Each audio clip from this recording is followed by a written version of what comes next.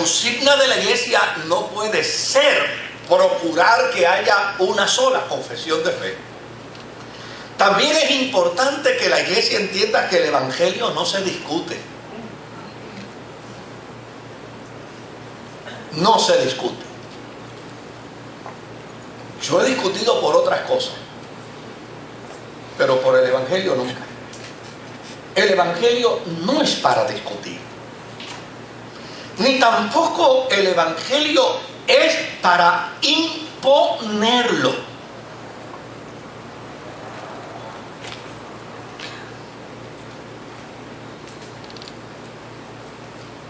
Pero no es para ofrecerlo como una alternativa más. Es para ofrecerlo como la única alternativa. ¿Cómo debe compartirse el evangelio? ¿Cómo debe llevarse el evangelio a la conciencia de las personas? Pues mira, la mejor manera de compartir el evangelio es por testimonio. No es mediante una discusión teológica. No es mediante una serie de argumentos. No es pretendiendo esbozar una serie de textos bíblicos para estar como alguien dijo una vez, para estar bragado, tú sabes, con una serie de cubrirme ahí. No. ¿Sabe algo? En el campo filosófico, en el campo teológico, se puede ver, óigame, una respuesta teológica dependiendo del ángulo en el que uno se ubique. Nosotros estamos aquí los martes ya para concluir un estudio bíblico. Llevamos como 5 meses sobre el Apocalipsis. Y óigame, la diversidad de intérpretes del Apocalipsis, eso casi no tiene fin. Y yo sería un bobo si me pongo ahora a decir, no, este esquema que yo voy a hacer aquí, este bosquejo que yo voy a hacer aquí, de los pasos desde el momento en que suene la trompeta hasta el momento en que estemos en la eternidad, esto es lo fundamental. Y de aquí nadie puede escaparse de que lo que yo estoy interpretando es lo fundamental. Mire, siempre se va a ver alguien a la otra esquina y va a mirar mis argumentos y va a decir, te falta esto, te puedo rebatir por esto, puedo estar en desacuerdo contigo por esto. Entonces, no es la discusión teológica ni filosófica lo que va a transformar nuestra sociedad. No es tampoco un mensaje que esté orientado meramente al sentido de la prosperidad, lo que va a hacer que nuestra sociedad cambie y sea transformada. Lo que lo hará, lo que lo logrará, es que compartamos lo que el poder del Evangelio de Jesucristo ha hecho en nosotros. Lo que el poder del Evangelio de Jesucristo ha hecho en los que están en nuestro entorno. Lo que el poder del Evangelio ha hecho en medio de nuestra familia. Cuando le compartimos a alguien lo que Jesús hizo por nosotros, cuando le decimos a alguien lo que el Evangelio ha hecho en nuestro favor, cuando le decimos a alguien que estábamos también en el suelo, que también padecíamos de ese vacío existencial, que también vivíamos un momento de angustia, de crisis, de dolor y de sufrimiento. Cuando le decimos a alguien que nos encontrábamos precisamente en la misma posición en la que se encuentra al que nos está escuchando, de seguro el que nos escucha querrá conocer de aquel que transformó nuestra vida. Y yo creo que debemos sentirnos desafiados como cristianos y como cristianas a caminar hacia esa dirección. ¿Qué es lo que yo debo compartir del Evangelio? Pues lo que yo debo compartir del Evangelio no es que Moisés escribió el Pentateuco, porque va a salir uno y me va a decir, usted está equivocado. El que escribió Pentateuco fue el yavista, fue el elohista y fue la compañía de sacerdotes. Y los deuteronomistas también escribieron el Pentateuco. Y me quedo en el aire. No es que yo le diga a la gente, el que escribió los salmos fue David, porque me va a decir, no señor, hay más de 60 autores en el libro de los salmos. Y usted no puede decir que David fue el que los escribió.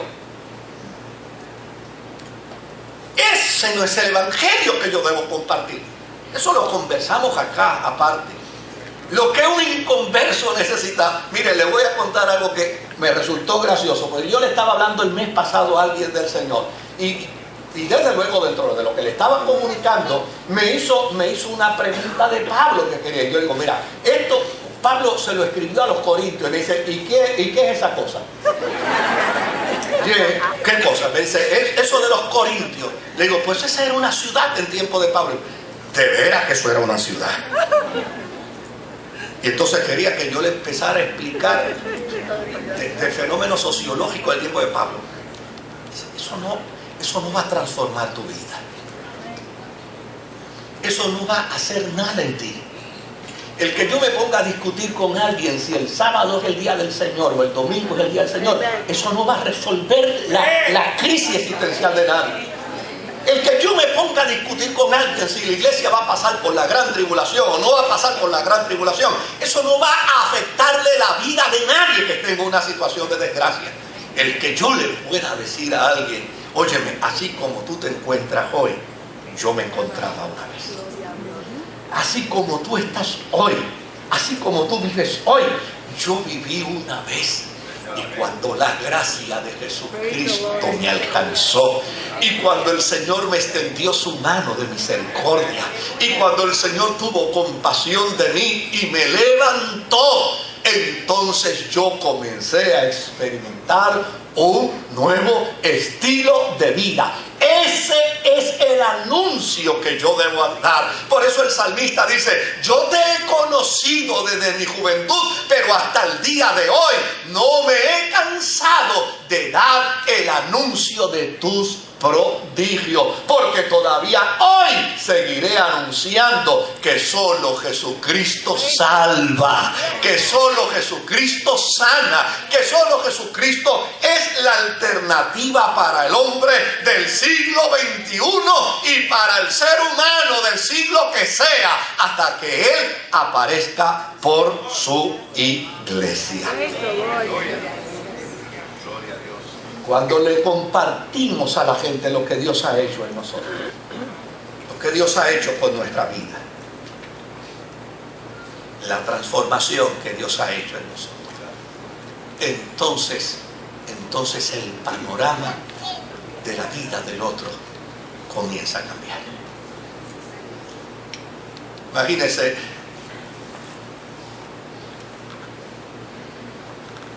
la Biblia cuenta de un hombre que había llegado tan bajo y tan bajo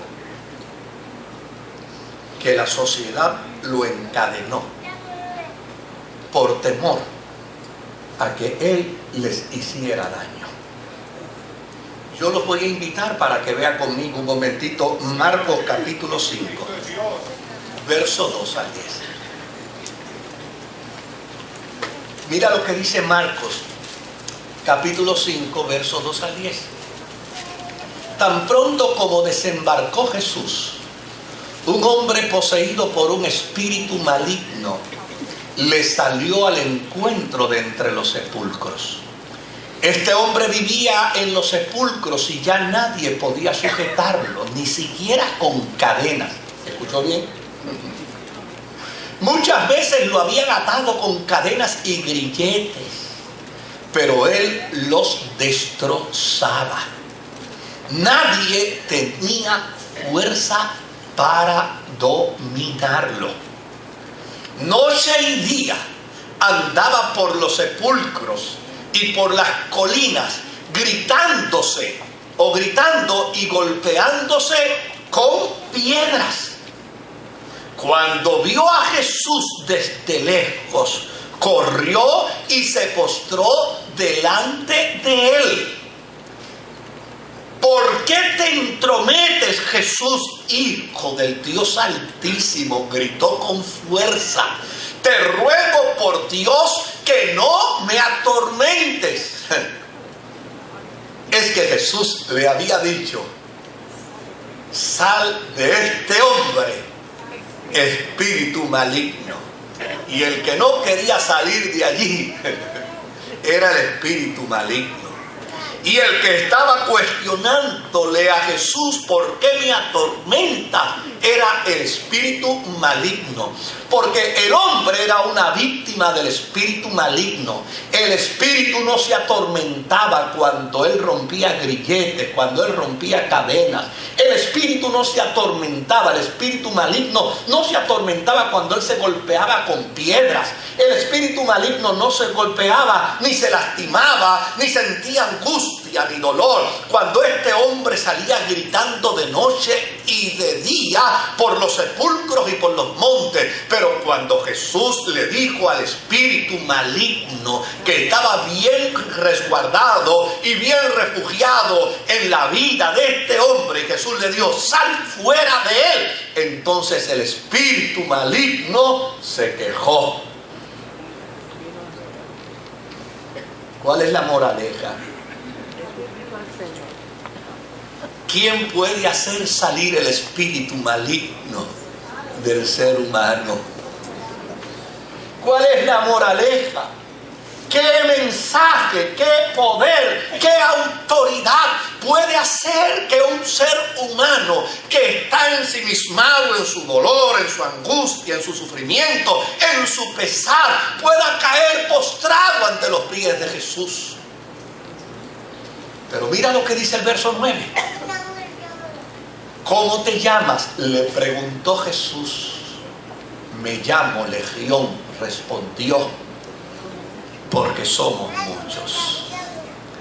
Y con insistencia le suplicaba a Jesús que no los expulsara de aquella región. Yo dije ahorita que una de las cosas que nosotros necesitamos hacer es cambiar nuestra mente. Es cambiar nuestra mente.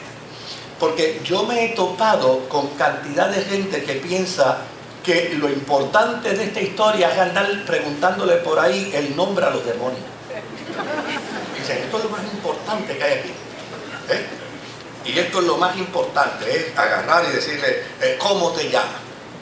Yo tengo una amiga mía que vivió una experiencia como resultado de esa teología desastrosa en su casa. Ella fue la primera que se convirtió al Señor en su familia, y desde luego ese amor que desarrolló en ella pues la hacía ir a los cultos todos los días, y su marido no estaba de acuerdo. Aunque fuera todos los días. Pero ahora no era solo que iba todos los días, sino que llegaba tarde a la casa. Y desde luego el marido estaba menos de acuerdo con eso. Y pasaban los meses, y ella seguía en esa irresponsabilidad de desatender el hogar, de desatender la familia, de desatender el marido por estar metida en la iglesia. Y eso fue una irresponsabilidad. Y desde luego el marido un día se molestó muchísimo y se enfogonó. Y cuando ella llegó cerca de las 11 de la noche, el marido rompió platos y tiró mesa y estaba envenenado el hombre con toda la razón. Sus actos no lo justificaban, pero había un elemento que lo molestaba, y era que había perdido el control de su esposa. Y desde luego cuando ella llegó y lo vio con ese coraje, se le paró de frente y le dijo, ¿cómo te llamas?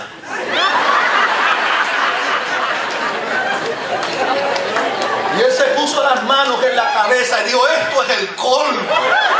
Que los evangélicos ya te hayan dañado tanto que tú no sabes ni cómo yo me llamo. Porque eso es lo que a veces la gente quiere aprender del evangelio. Lo fantástico. Esa no es la enseñanza de este pasaje bíblico. Este pasaje bíblico no demarca por ningún lado que usted tiene que irse ahora a la casa de demonios. Eso no es lo que plantea ahí. Este pasaje bíblico no declara que usted tiene que estarle preguntando el nombre a los demonios. A fin de cuentas, Yo tengo un amigo mío que fue a predicar una vez a Colombia y le trajeron un endemoniado y le preguntó al endemoniado, ¿cómo te llamas? Y el endemoniado le dijo, espíritu de mentira me llama. Y cuando se quedó así dijo, ¿y ahora qué le pregunto? Volvió y le puso el micrófono y le dijo, espíritu de mentira, tú me estás diciendo la verdad.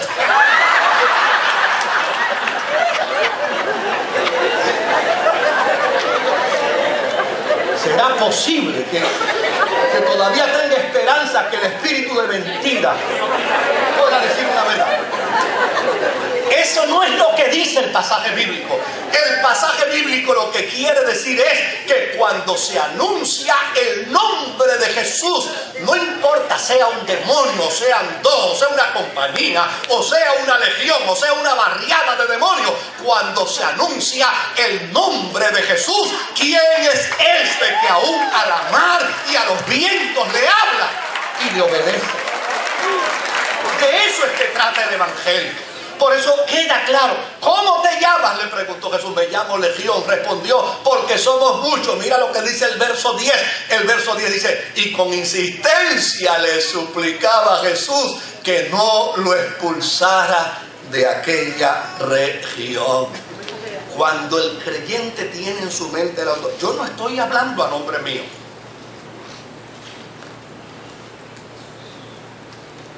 Si yo predicara mi evangelio, yo sería un fiasco, porque yo tengo defectos, porque yo cometo errores, porque yo cometo fallas, porque yo soy tan vulnerable como usted, o tal vez más vulnerable que usted. Yo no estoy hablando de mi evangelio, yo estoy hablando del evangelio de Jesucristo.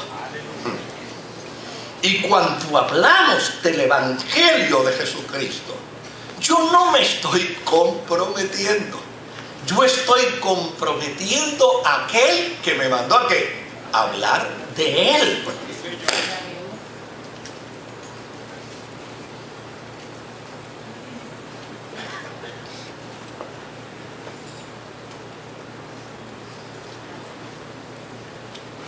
Una vez quedó libre, no vamos a tocar esa parte. Yo quiero que saltemos al verso 18. Mira la historia. Verso 18. Una vez este hombre quedó libre de aquella fuerza demoníaca que lo había convertido en un guiñapo, que lo había convertido en una cosa escalofriante, llena de terror y de miedo. Una vez fue transformado por el poder de Jesús. Mira lo que dice el verso 18. Mientras subía Jesús a la barca, el que había estado endemoniado le rogaba que le permitiera acompañarlo. El que había estado endemoniado, al que amarraban con cadenas, al que le ponían grilletes, al que se golpeaba con piedras y gritaba por los montes, al que dijo que tenía, que en aquel cuerpo habitaba toda una legión de demonios, en quien vivía todo el poder de la tiniebla. Ahora va donde Jesús, cuerdo, emocionalmente sano, transformado, y le dice a Jesús, ¿ya te vas? Jesús le dice, sí, me voy. Déjame irme contigo. Déjame acompañarte. Déjame seguirte hacia donde tú vas. Y lea conmigo lo que dice el verso 19. Y Jesús, ¿qué dice? No se lo permitió, sino que le dijo, vete a tu casa, a los de tu familia, y diles todo lo que el Señor ha hecho por ti y cómo te ha tenido compasión.